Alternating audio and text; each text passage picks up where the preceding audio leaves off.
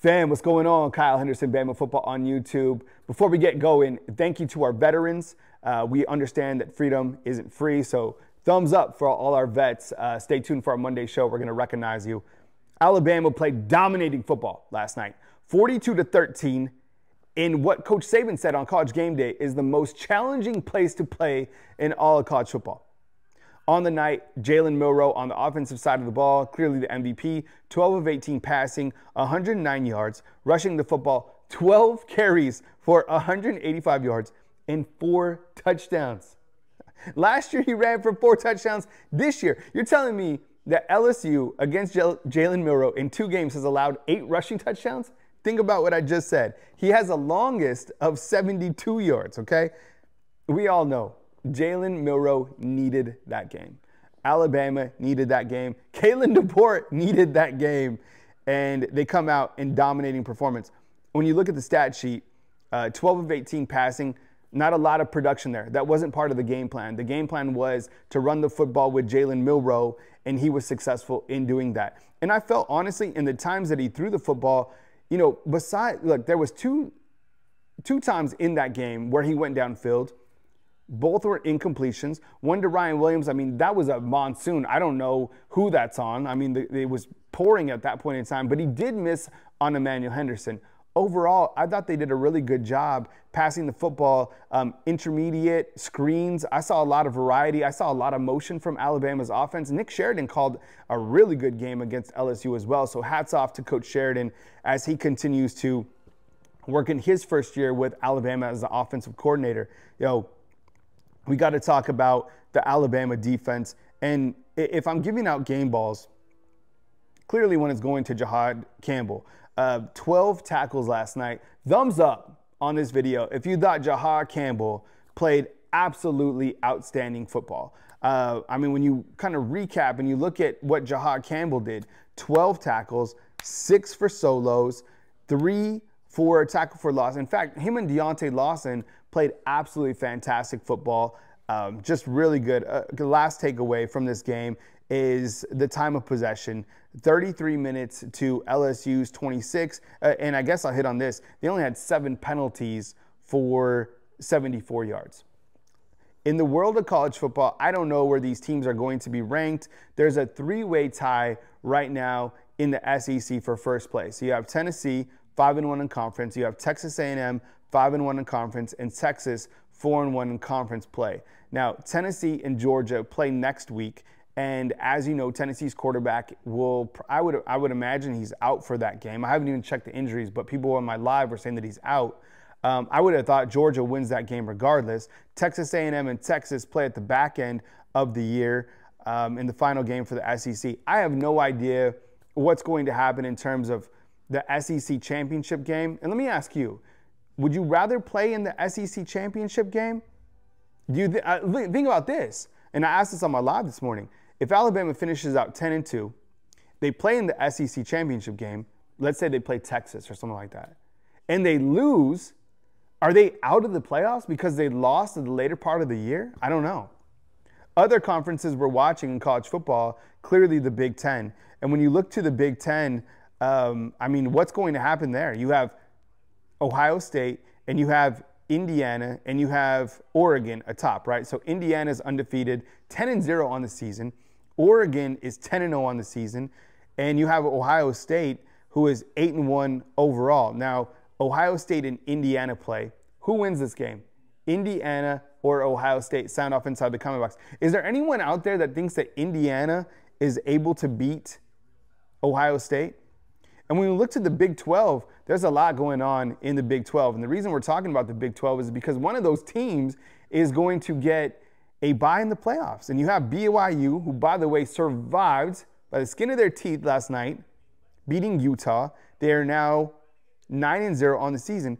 And Colorado is number 2 in the Big 12, okay? Now, Colorado, it's going to be interesting to see if they can win the remainder of their games. And they're tough, okay? Colorado will go, they take on Utah. Utah, that game's in Boulder. They take on Kansas. And then they play Oklahoma State as their final game in Boulder.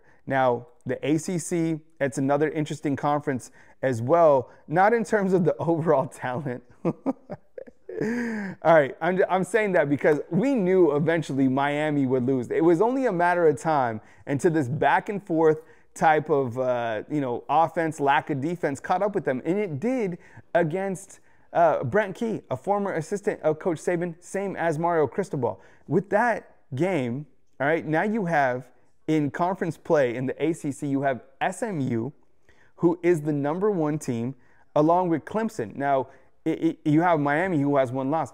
Those teams do not play each other. I think in the scenario, if they all went out, it would be SMU and Miami. Can you imagine if I don't know, somehow Miami's already out of the playoffs because they lost to Georgia Tech? College football is absolutely wild.